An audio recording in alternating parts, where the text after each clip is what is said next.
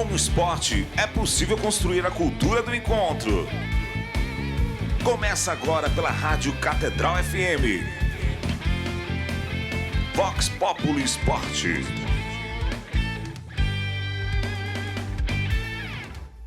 Boa noite, ouvintes da Rádio Catedral. Sejam muito bem-vindos a mais um Vox Populi Esporte. O programa onde a nossa paixão pelo esporte encontra a espiritualidade e a vida cristã.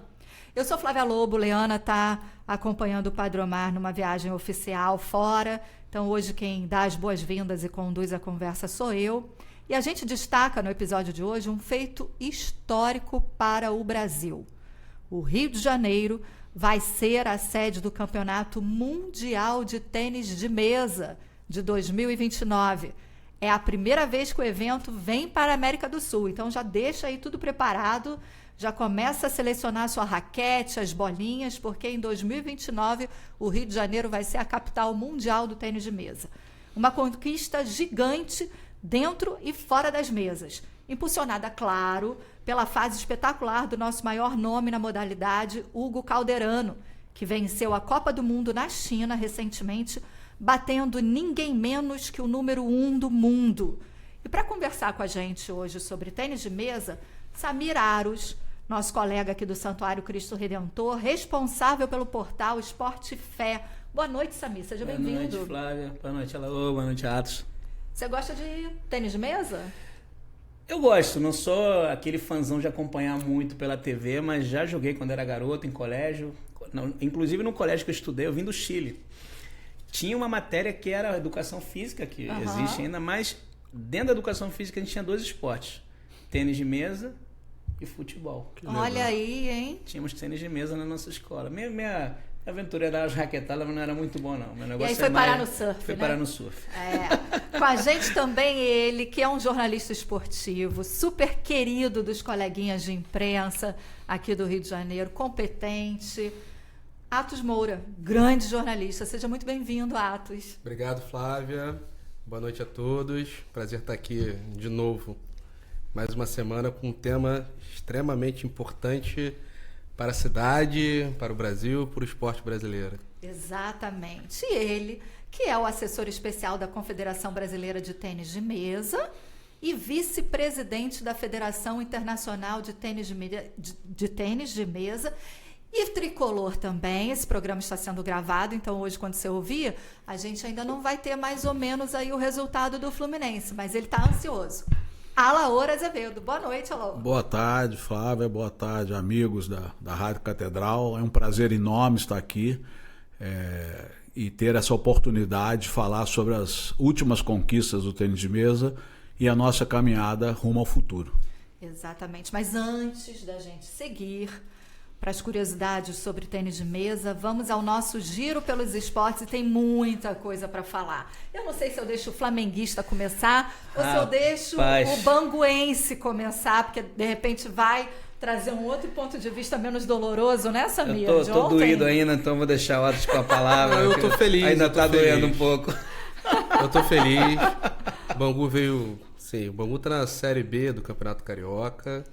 Ele veio ali tendo alguns tropeços, mas está se recuperando, chegamos ali próximo do G4, vamos entrar, aí vamos para a segunda fase e vamos com certeza voltar para a elite. Ano que de vem onde nunca deveria ter saído. Nunca deveria ter saído, é bom frisar isso. E a gente volta, ano que vem estamos aí. Maravilha. Então, já que a gente está falando de vermelho e branco, do Bangu, né? Vamos falar então do preto e branco, do Botafogo. Hoje o pessoal do Botafogo também amanheceu com uma novidade, né? Renato Paiva demitido após aí o jogo do Botafogo contra o Palmeiras. Já era esperado isso? Olha, eu vi uma entrevista agora do ex-técnico, né? Ele disse que teve alguns embates aí com o Textor. Ele não queria meio que o Textor convocasse, estava assim, interferindo aí na convocação dos jogadores, na escalação. Mas eu não sei. Atos, o que você acha aí? Não sei se já era esperado. Na verdade, o retrospecto do Renato Paiva não foi muito bom. Ele teve 12 vitórias e 8 derrotas. Não foi ali um retrospecto muito bom, mas de fato tem isso. O Textor é um dirigente ali que gosta de dar seus pitacos e não é todo... Enfim, nem é correto, na verdade, na minha opinião, Sim. o dirigente se meter na parte técnica quando não há necessidade, né? Então, eu acho que isso também incomoda um pouco o trabalho de quem está ali. E tem uma questão aqui no Brasil um pouco... A gente tem essa coisa um pouco mediatista, né? A gente quer resultados a curto prazo, não deixa um trabalho ser desenvolvido e você fica dando pitaco e você tenta alguma coisa e não deu certo, aí tem que mudar 100% dela. Não, às vezes não entendem que, enfim, é um trabalho que tem que ser desenvolvido, alguns erros têm que ser corrigidos, não precisa mudar tudo. Mas eu acho que tem um pouquinho dos dois ali, um pouco do trabalho que não foi bem feito e essa questão do Textor de querer gerir tudo. Eu vi, assim, como torcedor, né? Tem alguns amigos botafoguenses. Vamos colocar, eu pegar uma amostragem matemática de 10 amigos torcedores do Botafogo, 8 não estavam gostando do técnico. Ou seja, ele fazia umas escalações aí que não agradavam muito essa parte como torcedor. Não entendo muito do modo geral, mas... Porque o torcedor tem isso, assim, ele perdeu bastante. Então o torcedor quer vitória. Que é vitória. Mas o dirigente tem que olhar de uma outra maneira, né?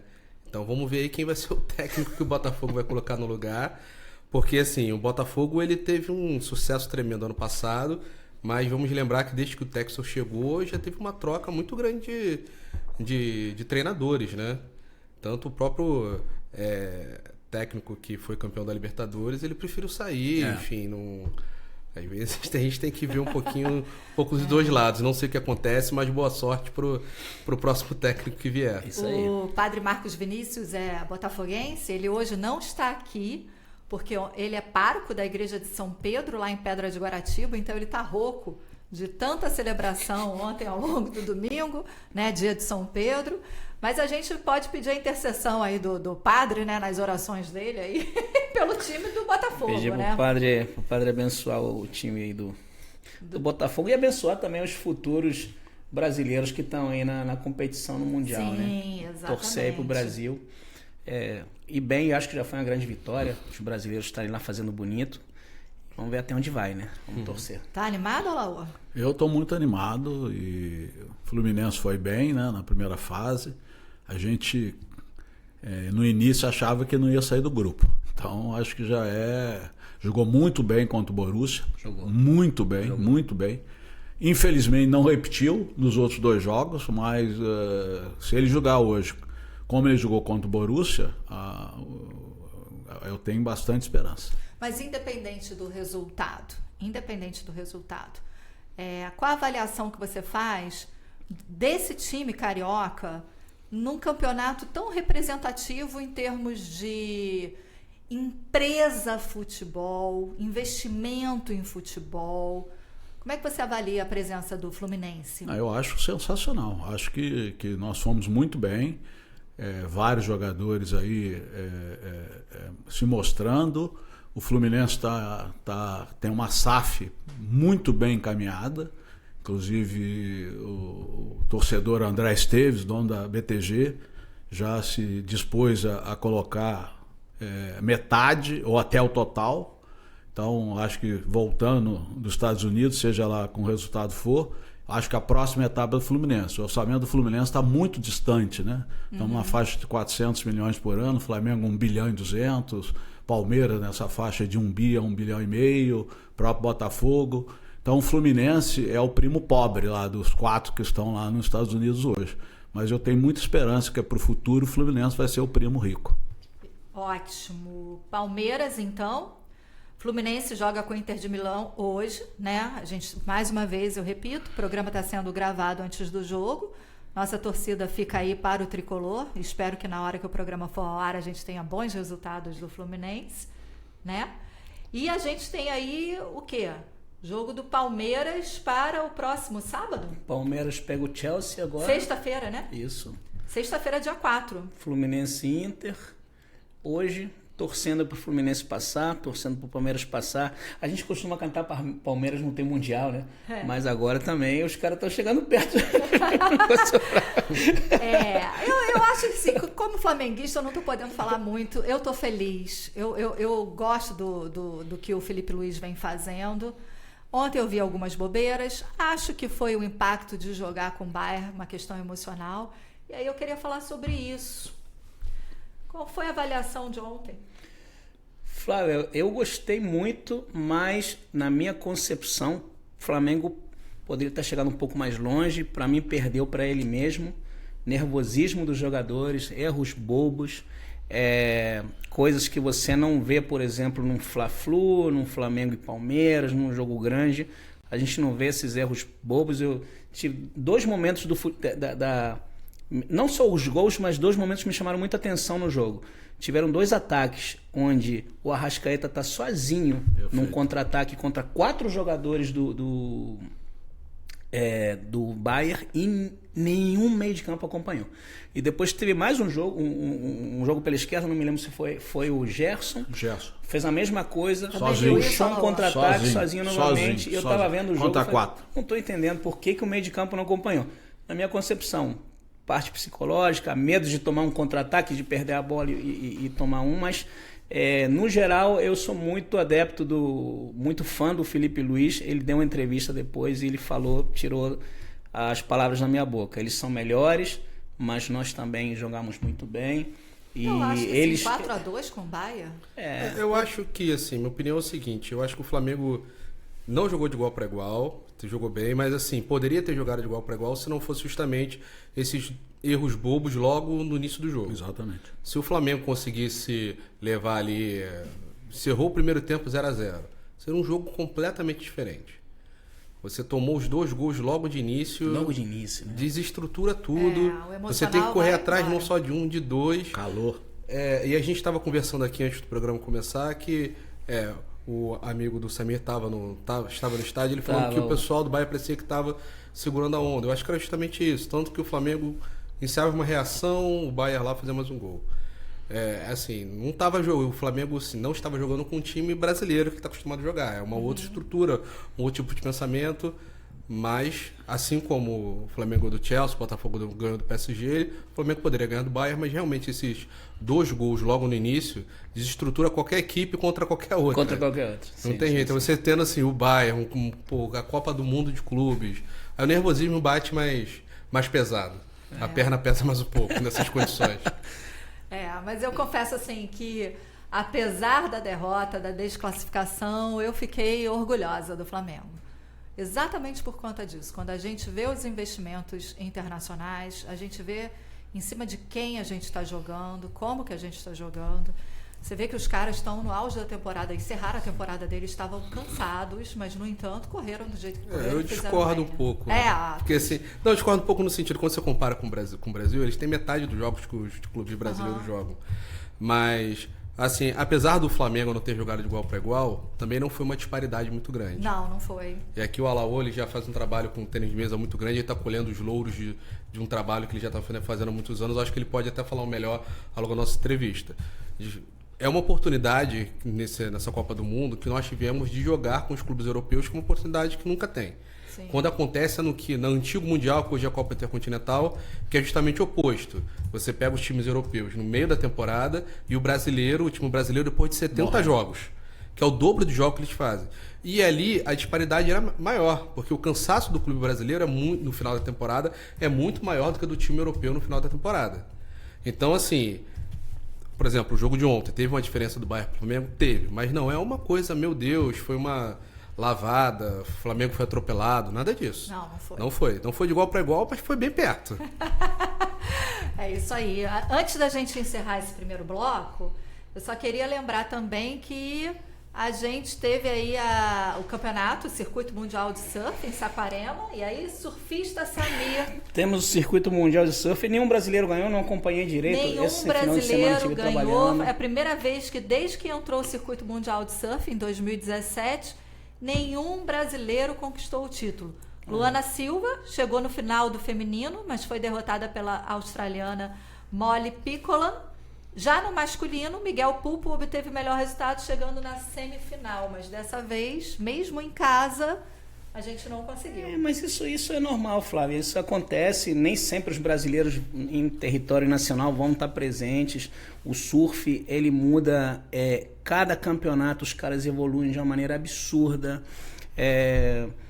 Cada bateria é uma bateria. Hoje você tem aí uma série de atletas australianos, atletas norte-americanos vindo muito forte, porque o Brasil está crescendo demais. A gente chama de, não é terremoto surfista, não, é a onda... Não, tem um nome que o Brasil está arrasando. Brazilian Storm. Brazilian Storm, a tormenta brasileira. Então, assim, isso já iria acontecer em algum momento, mas o Brasil continua fazendo bonito nos torneios WSL. Tá vindo uma galera nova agora muito boa, muito boa. Então acredito eu que a gente vai estar sempre entre os 5, top 10, sempre. Não sai mais dos top 10. E vai acontecer, isso vai acontecer, é normal. Isso aí faz parte do... Não faz parte do futebol, faz parte do surf. Isso acontece. Então, nós vamos para um rápido intervalo e na volta a gente conversa sobre esse verdadeiro fenômeno mundial chamado tênis de mesa e outra onda que a gente vem surfando muito bem, não é isso, Alaor? É isso mesmo. Estamos caminhando aí, vindo vários jogadores novos e realmente estamos bombando aí hoje no esporte brasileiro. A gente vai para um rápido intervalo e volta já já. Não sai daí. Estamos apresentando Vox Populi Esporte. Voltamos a apresentar Vox Populi Esporte. Estamos de volta e se você chegou agora, o Vox Populi de hoje é sobre as curiosidades, histórias e novidades do tênis de mesa. O Brasil vem se tornando uma potência da modalidade, você sabia disso? E quem explica tudo pra gente é o assessor especial da Confederação Brasileira de Tênis de Mesa e vice-presidente da Federação Internacional de Tênis de Mesa, Alaor Azevedo. Uma simpatia, ele só tem um defeito, como nada é perfeito, ele é tricolor.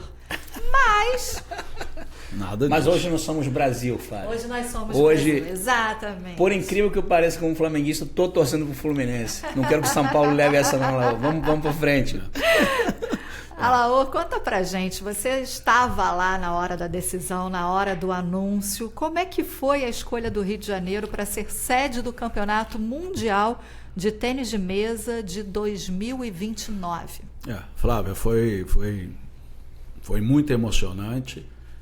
Eu já tenho uma experiência grande, estou no tênis de mesa há muitos anos, então tenho um conhecimento mundial muito grande e foi uma série de fatores que contribuíram. Certamente o fato do Calderano, né? Hoje o Brasil mostrar essa força. O segundo fato é que nunca houve, você falou América do Sul, na América Latina nunca teve um campeonato mundial. É o primeiro na América Latina em 100 anos. Nossa. A Federação Internacional foi criada em 1926. Já teve, e nas Américas teve um nos Estados Unidos em 2021 em Houston. Então foi um fator, como o Rio na época, né?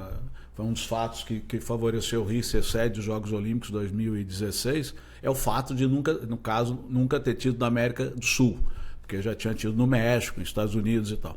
Então acho que foi um fator muito importante. Por outro lado, a gente já tinha mostrado capacidade. Nós estamos organizando um circuito mundial. A Federação Internacional tem um braço comercial, igual tem a ATP, igual o atletismo. Então é um braço comercial que a Federação Internacional tem 85% das ações, que chama WTT, World Table Tennis. Então a gente já tinha feito 2 eventos no Brasil, todos 2 no Rio, com grande sucesso. Terceiro nós estamos fazendo agora em Foz do Iguaçu, de 29 de julho a 3 de agosto, lá no Rafaim Hotel. Então a gente já tinha mostrado também capacidade de organização, né? Então isso é outra coisa importante de mostrar. E a gente conseguiu eliminar, eram 4 candidatos para 2029. Quem disputava com a gente? Estados Unidos, Berlim, na Alemanha e China. Então na primeira rodada nós eliminamos os Estados Unidos, na segunda eliminamos a Alemanha com 98 votos, por 2 a gente já tinha levado na terceira rodada, a segunda rodada, e no terceiro eliminamos a China, 131 a 68. Acho que todo mundo ficou boquiaberto. Eu antes já tinha tentado... Os chineses são os... A China, estou até para escrever uma matéria, a magnitude da vitória do Calderano na Copa do Mundo. Você falou que ele ganhou do número 1, não, ele ganhou do número 1, número 2 e número 3. Em Macau, com 20 mil pessoas no ginásio. É uma das maiores conquistas do esporte brasileiro de todas as modalidades. Pessoas torcendo contra ele, né? Bom avisar. Contra ele. E 95 mulher, sabia? A torcida chinesa é predominantemente mulher. É mesmo? 95%. Isso a gente pode falar depois. Mas, basicamente, para mostrar a magnitude dessa vitória, primeiro, a China tem 10 milhões de jogadores filiados. Nós temos 10 mil. São 10 milhões contra 10 mil. Segundo, a China tem um orçamento maior que a CBF. A Federação Chinesa de Tênis de Mesa tem mais dinheiro que a Federação Brasileira de Futebol. Nossa. Tá? Um jogador lá, por exemplo, ele tem uma equipe de 15 a 20 pessoas.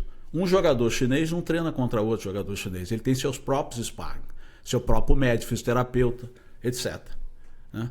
Então, qualquer evento na China, por exemplo, eu tive em Chengdu em dezembro, a Campeonato Mundial de Equipes Mistas, eles venderam 5 milhões de dólares de ingressos, né? E tinha uma fila de espera de 800 mil pessoas. Nossa. Então, os torneios na China, você pode somar aí uns 10 Fla-Flu que não chega um torneio na China.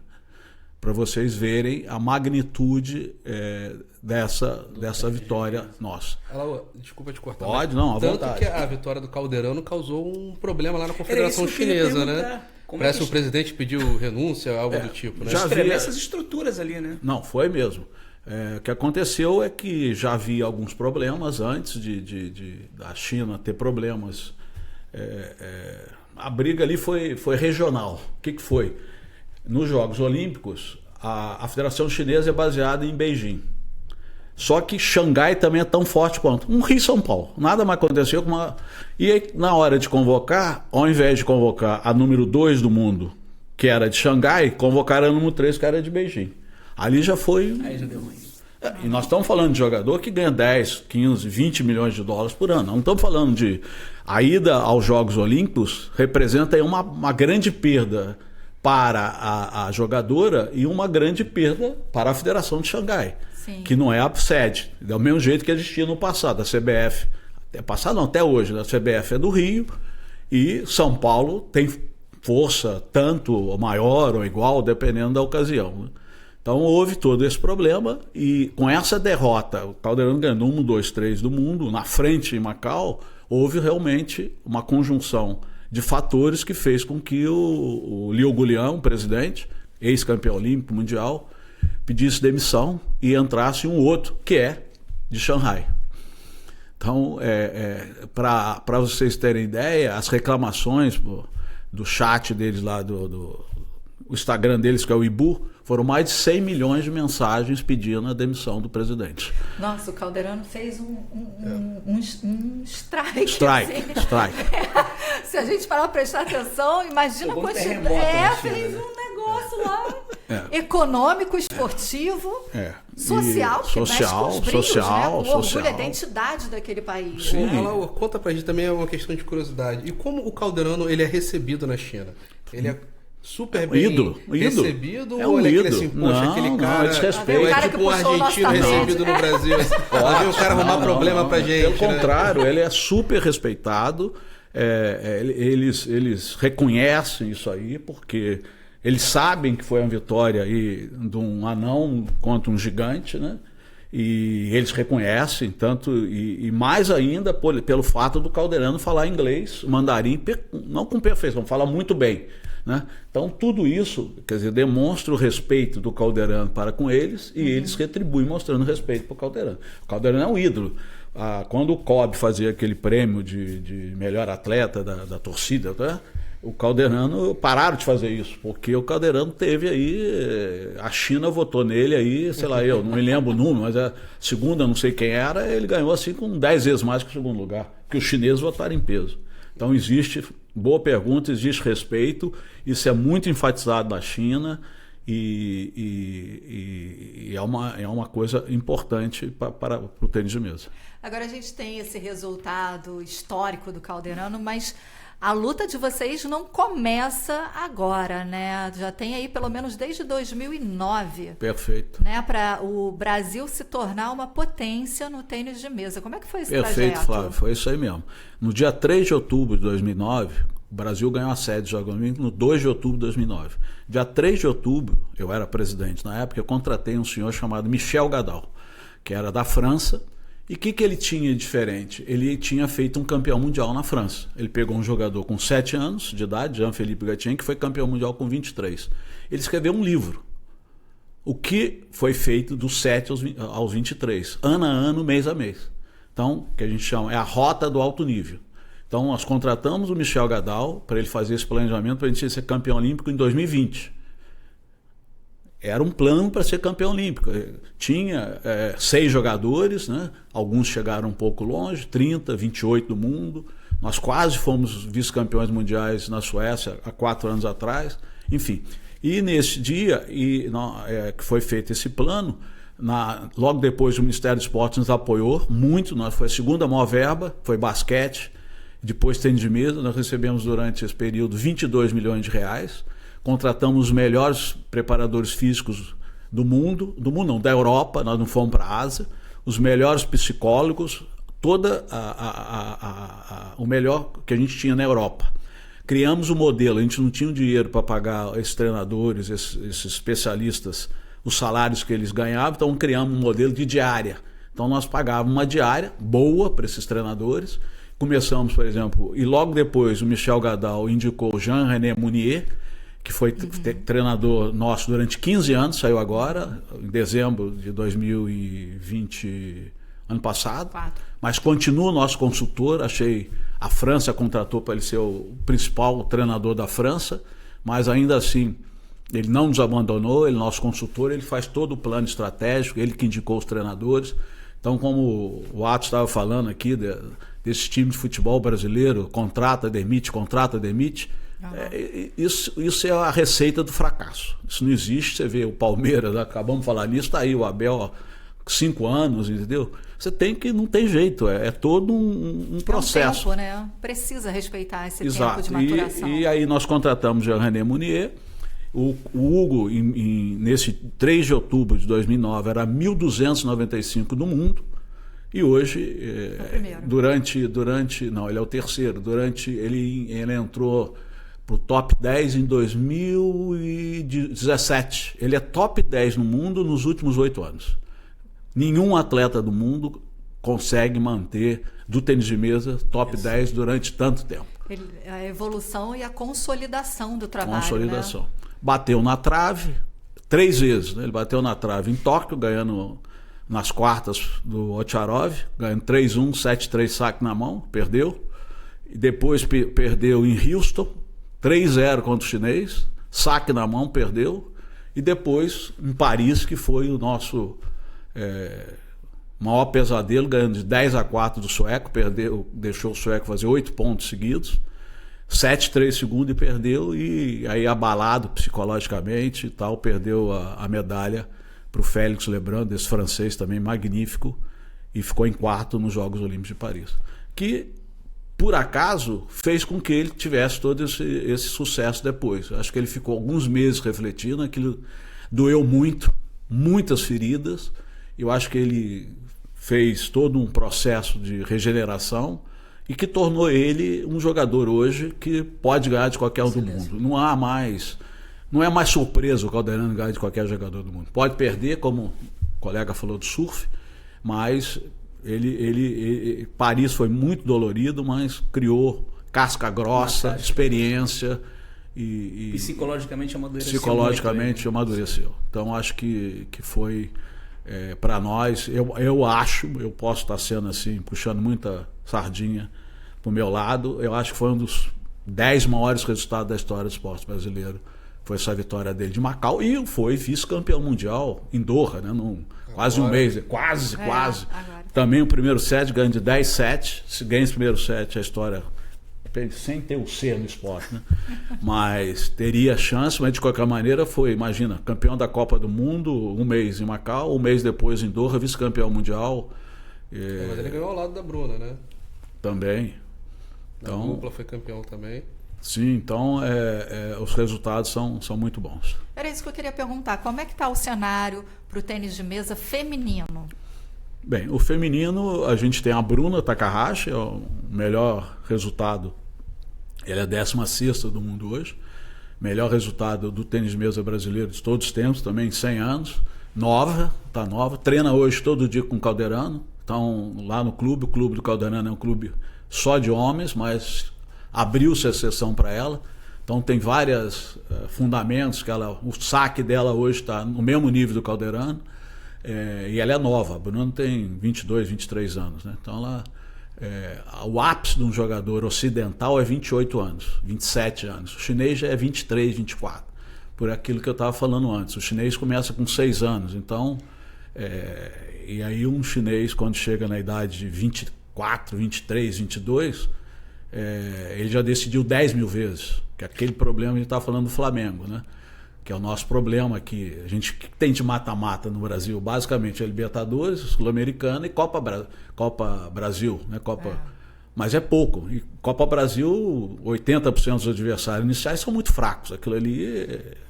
Então, há necessidade. Então, a Bruna está muito nova e eu tenho muita esperança que ela vá chegar mais longe. A gente, para quem está acompanhando aqui o Vox Populi Esporte, já está se falando numa potência mundial no seguinte sentido: temos aí uma grande chance, da mesma maneira que a gente viu o vôlei crescer, né, como um segundo esporte super adorado pelos brasileiros depois do futebol. A gente tem aí a gente viu isso acontecer no tênis com o Guga, e hoje, quando a gente tem eventos de tênis, por exemplo, aqui no Rio de Janeiro a gente tem o Rio Open, lota, né? A gente passou a ter um público, a ter uma plateia, a ter escolinhas desenvolvendo. Você acha que o tênis de mesa já está nesse nível, ou falta pouco para entrar nesse nível de recepção mesmo, de acolhimento como prática pelo brasileiro? O tênis de mesa está entrando, dobrou o número do número de escolinhas. Agora, nesse WTT está com o tênis Foz do Iguaçu, quinta, sexta, sábado, nós estamos lotados. Não é grande, nós estamos vendendo 800 lugares, mas de qualquer maneira, no dia de hoje já vendemos R$400 mil em ingressos. Para tênis de mesa, o nosso recorde até então era aqui no Rio de Janeiro há 2 anos, 150 mil, então já estamos batendo 400 mil. E temos aí os melhores do mundo vindo. Nós temos um jogador hoje que treina com o Calderano, Leonardo Izuka, que o ano passado ganhou 2 medalhas de bronze no Campeonato Mundial, na Suécia. É um jogador novo, 19 anos, que está treinando com o Calderano. Então, as escolinhas todas bombando, e nós temos um projeto na Confederação, e esse projeto, nós temos 68 projetos estratégicos na Confederação, dos quais 22 para 2025. Um deles é ter um jogador de tênis de mesa a cada 10 mil habitantes. Então nós estamos investindo R$500 mil para ajudar os clubes e as federações a chegar a esse número. Nós não vamos esperar que a coisa seja, vamos dizer, reativa. Nós estamos sendo proativos. Então, por exemplo, a gente chega num clube, no interior do Amazonas, por exemplo. Ele tem espaço, mas não tem mesa. Então a gente vai dar a mesa, vai dar a bolinha, vai dar a raquete, vai treinar os professores. Nós temos uma universidade do tênis de mesa que é um case mundial. A gente já apresentou em Doha. Nós temos uma universidade de tênis de mesa em parceria com a Universidade de Campinas. Formamos em 4 anos 2.500 pessoas, dos quais 1.600 treinadores. Nossa! Então, o que significa isso? É com a Unicamp? A gente tem uma parceria com a Unicamp, com um grupo Gripper, que é um grupo importante de esporte raquete, que é um dos grupos mais importantes do mundo em tênis, badminton, tênis de mesa e squash.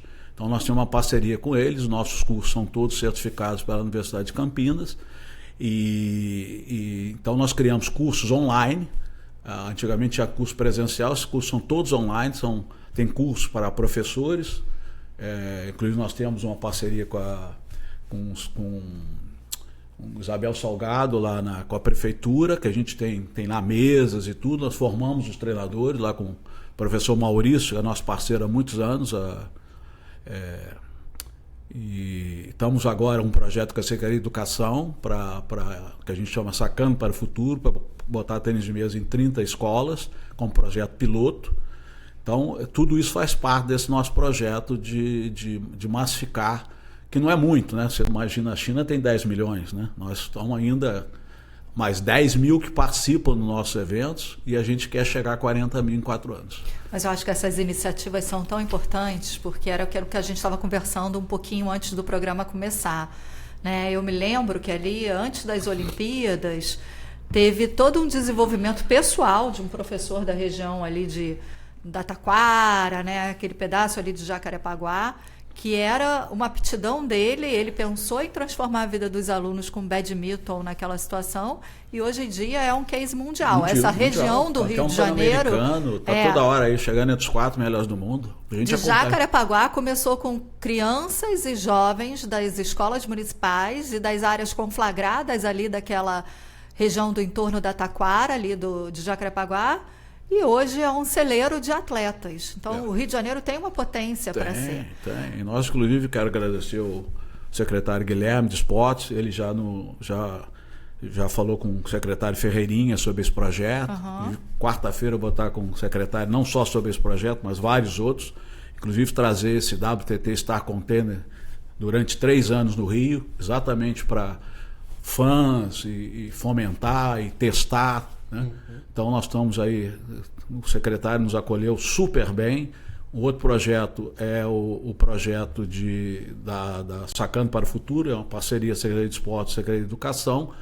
Estamos aqui também tentando criar um centro olímpico de treinamento. Nós temos um centro paralímpico em São Paulo, de tênis mesa, que o tênis mesa paralímpico também é uma potência hoje, é top 5 do mundo. Nesse momento nós temos 7 jogadores primeiro do ranking mundial. Olha. Estamos trabalhando aí para, em Los Angeles, ser top 3 do mundo no tênis mesa paralímpico. Então nós temos esse centro em São Paulo, que é espetacular, né, que é dentro de um centro paralímpico, e estamos tentando convencer a prefeitura, através do secretário do Rio, a fazer um centro olímpico de treinamento. Tem um modelo que nós temos, tem um projeto completo, porque aí seria um paralímpico em São Paulo e um olímpico no Rio, exatamente para que esses projetos de escolas a gente possa detectar os talentos e eles ficarem no Rio. O que acontece hoje é que na maioria dos esportes se forma aqui e vai embora, ou para o exterior ou para São Paulo.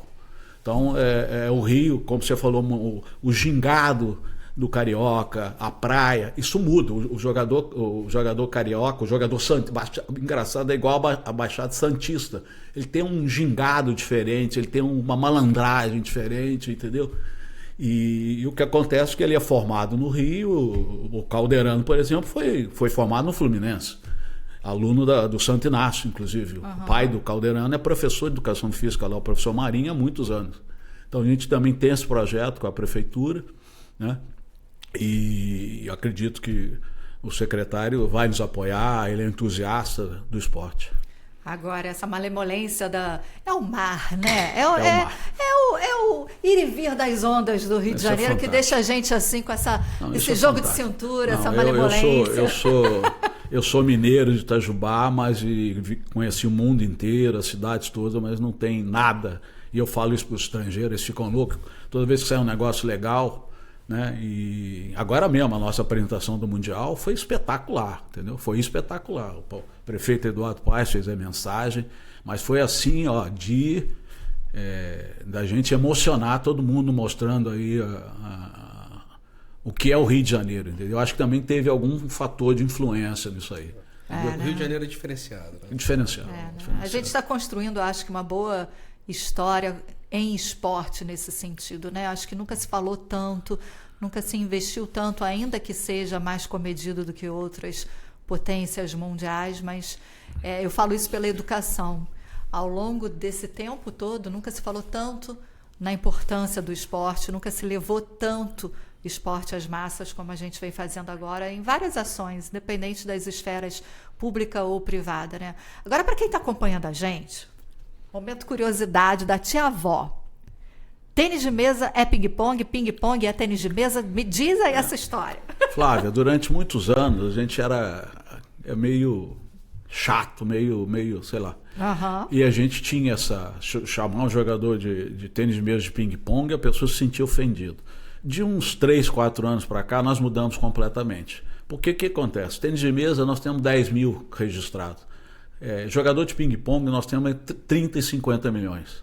Entendeu? Isso com dados concretos. Porque todo mundo, quem não jogou ping-pong na vida? Eu acho que é poucos esportes no Brasil que todo mundo jogou. Todo mundo já jogou.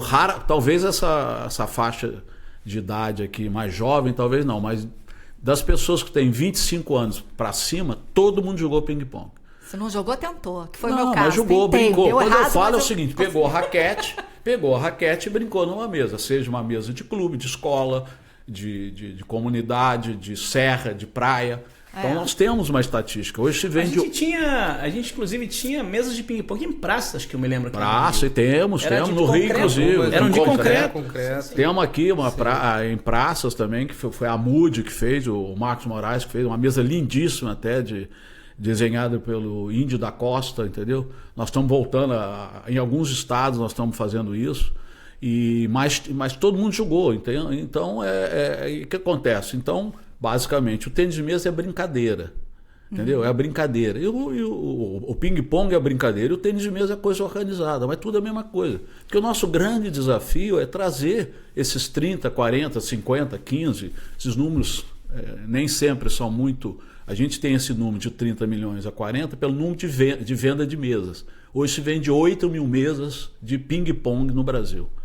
Então você extrapola para 10 em escolas, tal, em casa, serra, quantas pessoas usam aquela mesa, né? Exatamente. Não quer dizer que ele usa diariamente, entendeu? É coisa assim, jogou, vai lá, brincou. Então com isso você tem, quem pegou uma raquete uma vez, você tem mais 40, 50 milhões de pessoas no Brasil.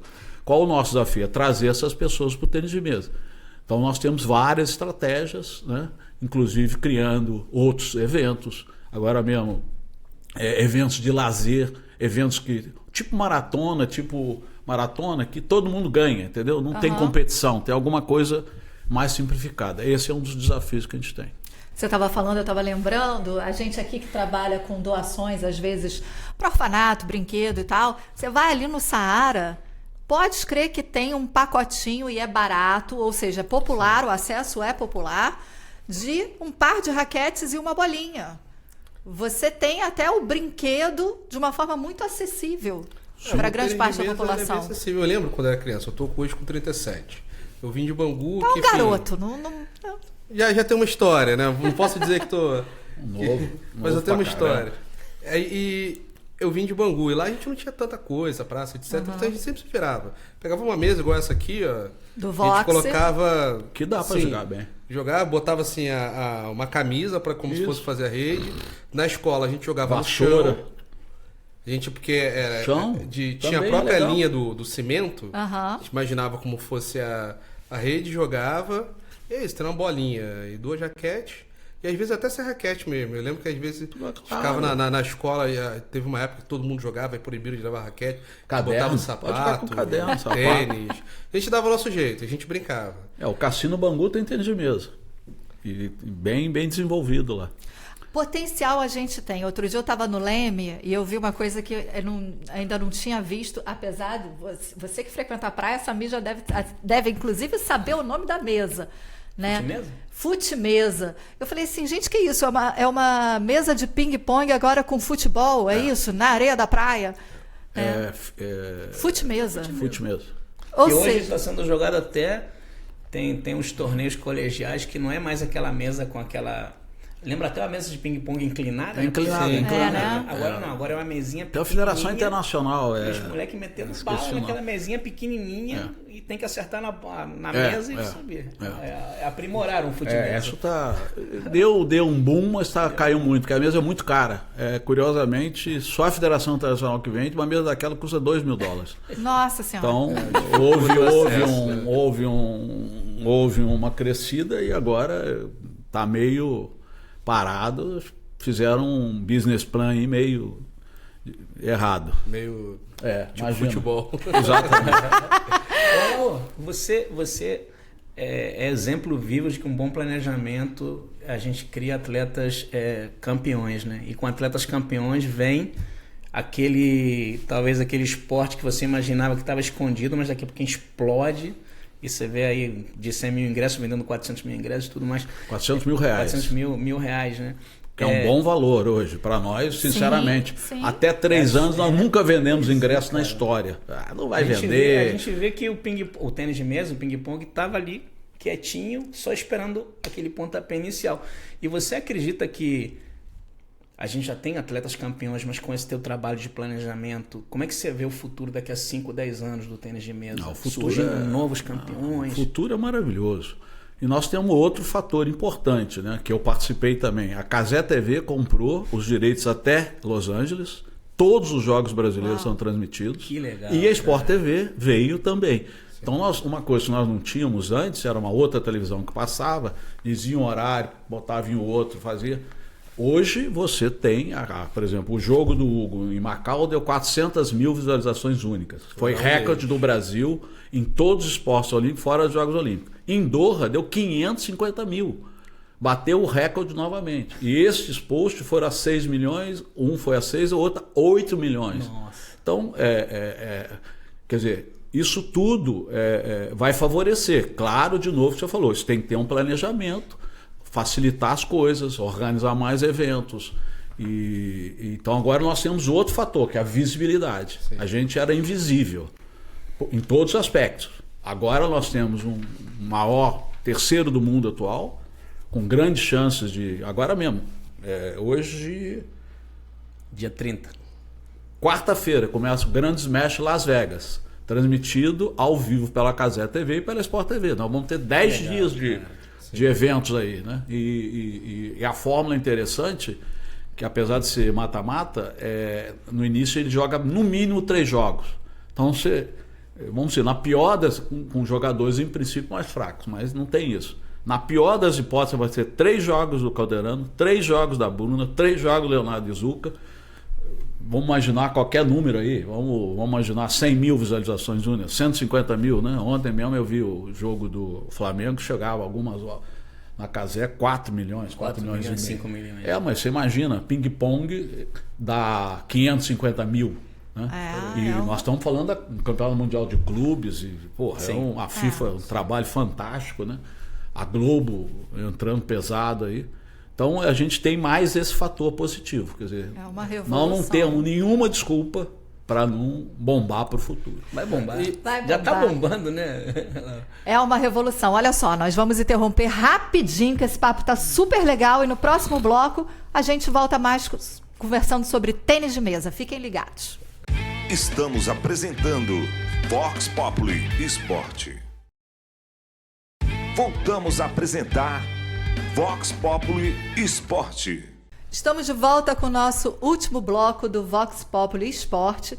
E se você ainda não pratica tênis de mesa, quem sabe essa conversa te inspire a dar as suas primeiras sacadas e fazer o ponto decisivo que pode mudar o jogo da sua história, como vem mudando na sua casa, né, Atos? E na casa do Samir. Fala isso um pouquinho. Bem, comentando um pouco o que a Laura estava falando no bloco anterior sobre essa questão da visibilidade, do Cazé TV ter comprado os direitos, do Sport TV ter vindo também aí nessa levada aí também ter comprado direitos para transmitir. O Hugo Calderano merece uma canonização, vamos dizer assim. São Calderano, porque ele consegue tirar lá em casa um adolescente da cama 6, 6h30 da manhã, no sábado, no domingo, para assistir as partidas.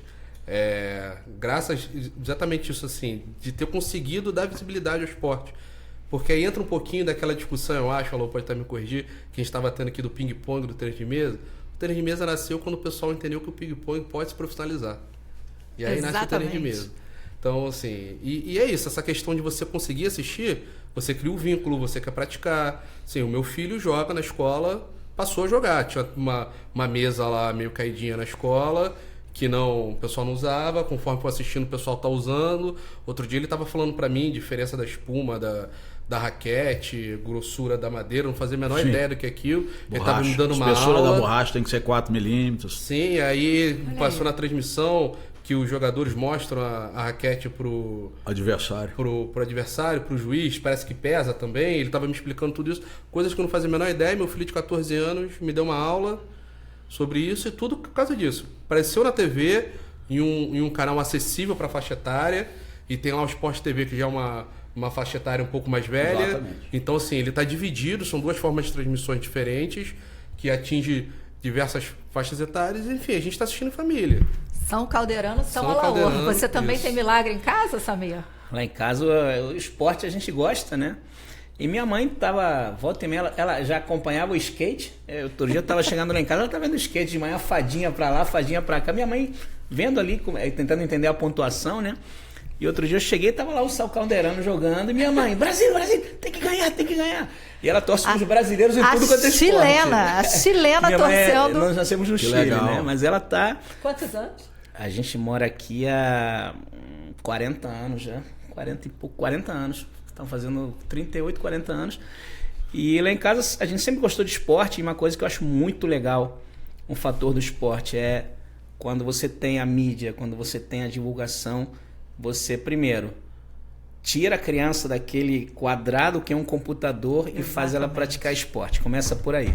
Segundo, começa a se interessar. Pô, e aquilo que você falou, Atos. Lá, eu lembro que lá eu estudei no Sagrado Coração de Maria, ali na Toneleiras, e tinha 2 mesinhas de ping-pong. E a gente brincava na época, estamos falando de 85. Acho que isso está voltando agora. Você vê que a molecada está começando a jogar graças a Calderano, a mídia, a Laor, aquela que coisa fez você tem que ter uma referência, né? Tem que ter Sem referência. você não vai a lugar nenhum. Perfeito. E Não, isso referência e visibilidade. Que Justamente. A gente tinha, o Calderano já era top 10 nos últimos 7 anos. Mas você vê, estava lá ali, invisível. invisível, Realmente, eu participei dessa negociação. Aliás, nós fizemos comigo uma proposta. A CBTM, nosso canal de YouTube, com o COB, com o canal Lima, nós fizemos uma proposta inicial. E depois que veio a Cazé TV, e com esse boom da Cazé TV, ela ficou só com o streaming, a Sport TV comprou a cabo. Também tem que se parabenizar o pessoal do COB, que eles lançaram o canal Brasil Olímpico. Também. Sim. E na gestão lá do Paulo Conde. Foi muito importante, porque todos esses eventos que não tinham direito de transmissão, não passavam em lugar nenhum, o COB passou a transmitir no seu próprio canal. E foi sucesso. O próprio judô também tinha um monte de competições de judô que o pessoal não assistia, porque enfim, não era no ar em lugar nenhum. E COB começou a transmitir pelo seu canal. E vários outros canais vieram nessa onda. Aí quando veio Bia Souza, ganhou o ouro. Um monte de gente já conhecia. Não foi tão assim para muitas pessoas foi uma atleta nova. Mas quem estava ali ligado, não é tão nova assim. Ela já vinha fazendo resultado lá e estava acompanhando o canal do COB. Então assim, para você ver que não é simplesmente chegar uma pessoa com talento que ele vai acontecer. Tem que ter o trabalho igual da Laô, tem que ter o trabalho da confederação. O Paulo Conde é o nosso atual assessor de imprensa. Sim, um grande amigo estamos e um grande profissional. batendo, se Deus quiser, em 2 semanas, 100 mil seguidores no Instagram. Já somos top 9 do Brasil. Recentemente passamos tênis e natação, de esportes aquáticos. E a nossa meta é ser top 5 em um ano. Mas tem um trabalho duro, que hoje, se você vai se apresentar num patrocinador, com menos de 100 mil ele nem te recebe. Nem te olha. Então também é outro trabalho que nós estamos fazendo com o Paulo Conde, com a empresa EA. A gente trabalha, estamos aí tendo, vamos dizer, algum tipo de favorecimento por esses resultados do Calderano, mas se você não está preparado não adianta nada, né? Sorte é preparação mais oportunidade, né? Não é fácil, não é qualquer um vai botar coisa ruim nas mídias, né? A mídia social hoje é fundamental, então também estamos focados nisso para poder ter o máximo. Já temos as nossas influências, tem uma menina que é a Beatriz Canachiro, que hoje já está com mais de 100 mil. Calderano hoje, para vocês terem ideia, ele tem 1.300.000 no Instagram. Nossa. E a Bruna 400 mil. Então, isso porque o Instagram não está aberto na China, né? Se fosse, não tá aberto. Se fosse, acho que seria o atleta mais seguido do planeta. Mas para vocês terem ideia, todos os atletas de tênis mesa do mundo, todos juntos, não chegam a 600 mil. Nossa. E nós somos hoje, no tênis mesa, número 1 do mundo também. Passamos a França recentemente, nós tínhamos 72, a França 75, já estamos com 98.800, pelo menos há 2 dias, nem vi mais. Nem vi ontem, e a França parou nos 70 mil. Então nós somos número 1 em Instagram do mundo e estamos top 9 no Brasil, mas rumando aí para ser top 5 no futuro. A gente tem eu acho que as plataformas digitais, de uma maneira geral, as redes sociais e tudo, o Cristo, né, o Santuário Cristo Redentor está construindo, já está no ar, né, Samir? O portal ele está Sport pronto, sim, ele vai ao ar em breve, inclusive a Laor, mais que convidado. O nosso lançamento será no Cristo Redentor. O nosso reitor está só aguardando a melhor data. E nós vamos construímos na verdade um portal voltado para esporte e espiritualidade. Ou seja, tudo quanto é notícia esportiva aliada à espiritualidade, a gente quer tornar uma referência, né? Todos os esportes, paralímpicos, olímpicos e esportes em geral. Alô, já vou te fazer o convite para você ir lá com a gente e também escrever um dia pra gente no portal, depois eu pego o seu contato. Vamos. A sua história de planejamento, o que me deixa muito feliz é isso, que eu sempre gostei de esporte, mas sempre imaginei o Brasil como uma grande potência em qualquer esporte. Mas e nas conversas, rodas de amigos, tudo, eu sempre penso assim, cara, se tiver um planejamento, você cria um atleta de sucesso. E você tem público no Brasil para tudo em esporte. Tanto que você vê criação. Aqui, quantos esportes foram criados aqui? Vê esse fenômeno das maratonas. A maratona virou um negócio assim, um fenômeno mundial. Todo mundo correndo. Frescobol foi criado aqui. Frescobol, a gente já está falando de raquete, de bola e da malemolência do mar. Frescobol foi criado aqui. E a gente usa, viu, para não estender, que a gente sabe que a gente inclusive está usando uma plataforma chama Soft Expert, é de Joinville. Eles estão em 50 países do mundo e nas 250 maiores empresas do Brasil. Nós somos a primeira empresa esportiva a usar. Inclusive eu criei um novo cargo ano passado, em março, de gerente de planejamento e estratégia da contratação. Nós estamos desde março construindo. Nós estamos hoje com mais de 1.800 procedimentos e processos e mais de 400 indicadores e metas. A contratação é totalmente direcionada, trabalha assim. Então nós avaliamos amarelo, verde, vermelho.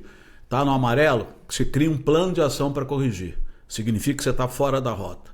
Então, e assim vai. Então você tem tudo. Instagram, você tem uma meta de crescimento de 3 mil seguidores mês, que inclusive agora explodiu, foi muito mais do que isso. Mas era 3 mil, que já em um ano você teria mais 36 mil. Se você somar 36 mil e tal, você vai ter. Por exemplo, o último brasileiro que a gente realizou em dezembro, 1.800 atletas. Nós não temos mais local no Brasil, só centros de convenções para fazer o brasileiro.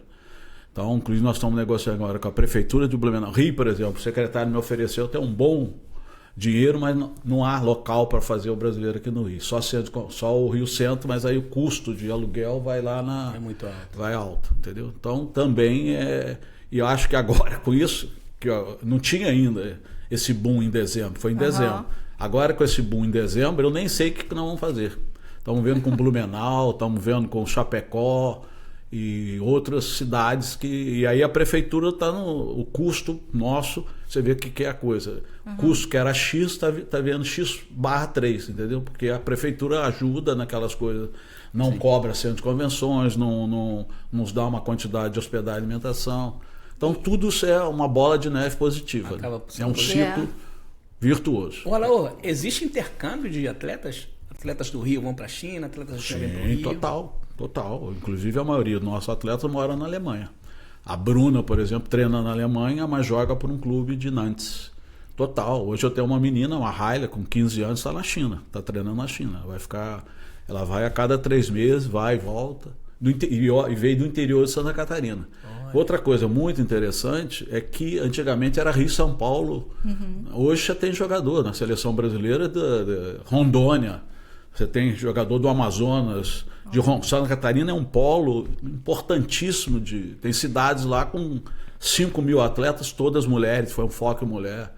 Ou seja, e a universidade fez com que essa tecnologia, a metodologia, seja a mesma do Brasil inteiro. Então, facilita o intercâmbio, a comunicação entre um treinador e outro. Antigamente tinha essa meia dúzia de japoneses que trazia o conhecimento e não passava para ninguém, ficava naquele...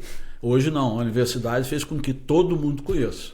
Então você tem nível 1, 2, 3, 4. 4 é quando o treinador já passou por todas e vai passar 3 meses na Europa por nossa conta, trabalhando num clube, para ver o que acontece no clube. E é importante isso, né, Laú? Eu sou de uma geração eu entrei no esporte por causa da gestão. Comecei a fazer jornalismo esportivo por causa da gestão que eu gosto e acabei estudando muito isso. Inclusive, me formei recentemente no curso do Pedro Tengraus, do Ricardo Trade, do FIFA CIES, em parceria com a FGV, e tem muita gente que está vindo justamente que é para profissionalizar o esporte. Porque o esporte, até um tempo atrás, tinha muito essa cultura do futebol, que era uma coisa amadora, vamos fazer por gosto. vamos fazer por paixão, e não entende o que está por trás, o que dá para fazer. E é justamente isso, quando você nacionaliza o esporte, você consegue trazer atleta do Brasil inteiro. Porque talento tem em qualquer lugar. Não tem só no Rio de Janeiro e São Paulo, que são os grandes centros. Perfeito. Você tem que conseguir criar um mecanismo Processo. para poder olhar de uma forma global, né? Para você conseguir não só a atração de talentos, mas você manter essa estrutura toda de pé, e não só de pé, mas crescendo, para você dar cada vez mais estrutura Esse é o para os segredo. Perfeito. Esse é o atletas segredo. profissionais. E não só isso, tem a parte social também, que é fazer o esporte ser praticado primeiro lá na criança como uma brincadeira, ou talvez as pessoas Perfeito. mais velhas que assim, não vou ser atleta, tudo bem, mas estou aqui brincando, estou me divertindo, gosto de Pra esporte, saúde, gosto pra de assistir, saúde. gosto de praticar. Quando eu treinava, eu perdia 4 quilos. Para a saúde, ele é fundamental. Você treinar 1 hora, você vai perder 1 a 2 quilos no mínimo. E brincando, né? Você não vai nem sentir. Entretenimento, né? Então, assim, para ver como isso está mudando. A gente tem em todas as Infelizmente. nossas etapas, nós temos aí um circuito que a gente chama de Copa Brasil, com 26 eventos, e a gente, toda etapa, tem uma detecção de talento.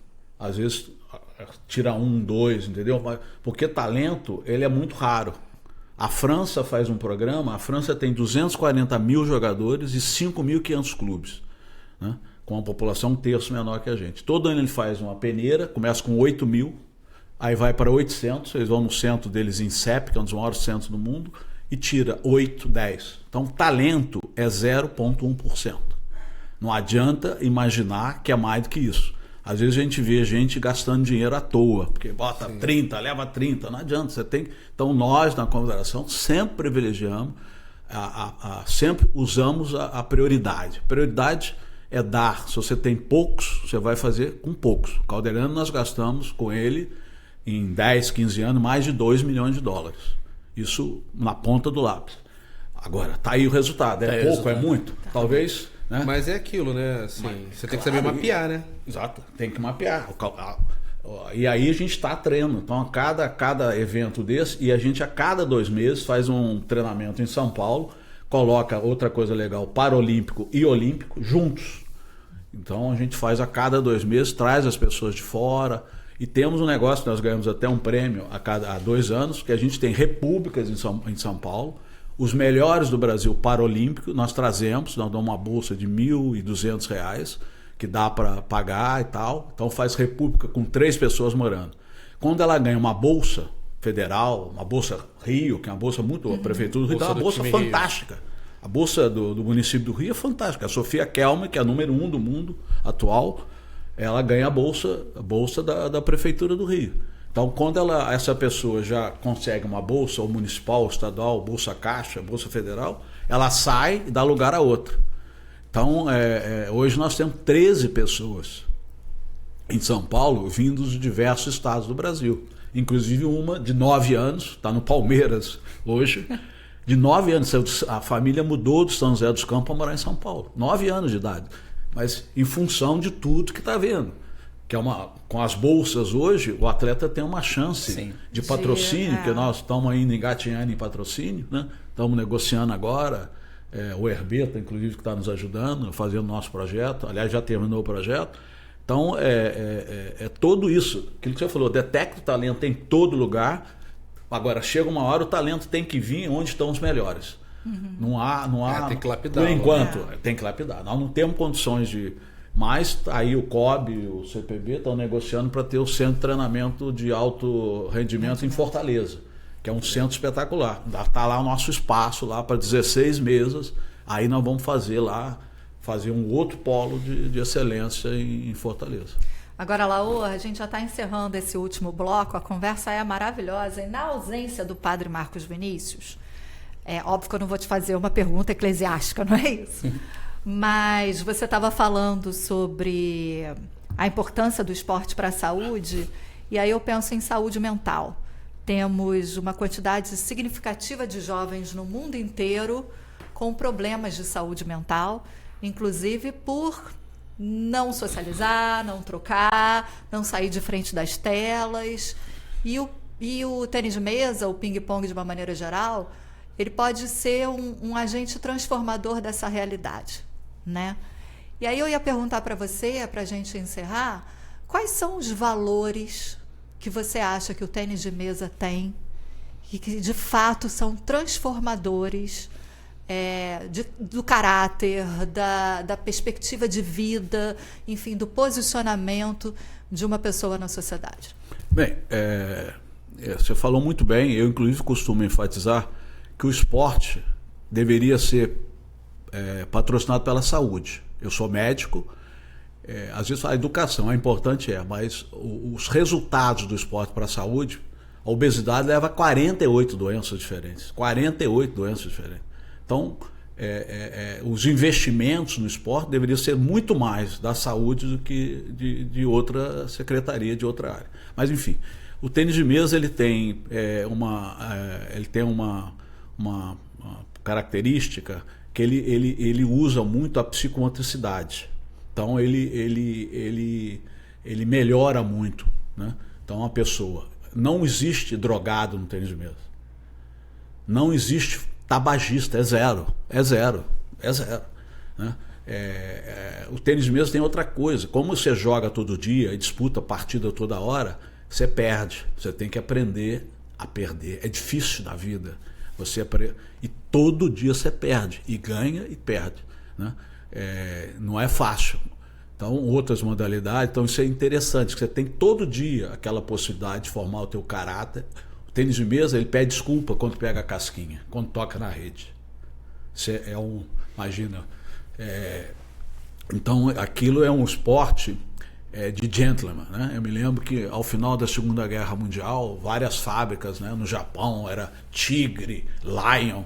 O tênis de mesa criou a Butterfly, que é até hoje a maior empresa do mundo de material de Butterfly. O que tem que falar de tigre, leão, o Japão devastado pela guerra? Aí veio um senhor, que até conheci, tem foto dele no Cristo, o senhor Ikosuke Tamazu, ele criou essa empresa Butterfly. Então, eu acho que o tênis de mesa é baixinho, a pessoa baixa, alta, a pessoa gorda e magra, ela é inclusiva. Nós temos um sistema de rating que o neto joga com o avô, né? Às vezes, então ele é super inclusivo. O cadeirante joga com o jogador. É o único esporte onde paralímpico e olímpico jogam juntos no mesmo evento. No mesmo evento, ele pode jogar a categoria dele e jogar uma categoria olímpica. E jogam. Cadeirante, às vezes, classe 3, classe 2, que é o tetraplégico, ele joga. Então, acho que são todos esses valores de educação, que outras modalidades também têm, né? Mas o tênis de mesa tem essa característica. E ele é um esporte que você pratica em curto espaço.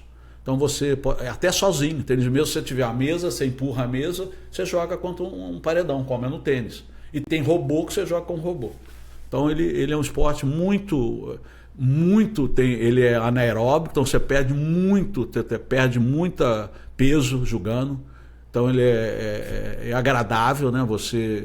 É um esporte super agradável para ver também, né? Você vê aí que a audiência aí está crescendo cada vez. Não vê a bolinha, né? Não vê a bolinha, mas você consegue ver. Você falou. E queria desde já fazer aí, eu gostaria de uma parceria aí com o Santuário Cristo Redentor, com Cristo Redentor. Já tinha falado com Padre Omar, com Pedro e com Carlinhos, né, da gente criar um projeto e nesse projeto estaria incluído nos nossos planos estratégicos para os 40 mil filiados em 4 anos. Vamos. Alaor, muito obrigada pela sua participação aqui no Vox Populi Esporte. Atos, obrigada. Eu que agradeço. Um grande programa hoje. Hoje foi espetacular. Samir, muito obrigada pela sua presença aqui, viu? E obrigada a você também, nosso ouvinte da Rádio Catedral, né, que nos acompanha aqui no Vox Populi Esporte. E você já sabe, querendo acompanhar os outros programas, a gente está no Spotify, em todas as plataformas de áudio, os programas anteriores, querendo rever esse também, nas plataformas de todas as mídias digitais da Arquidiocese, Facebook, Instagram, Web TV Redentor, e a gente se vê no próximo programa. Até lá!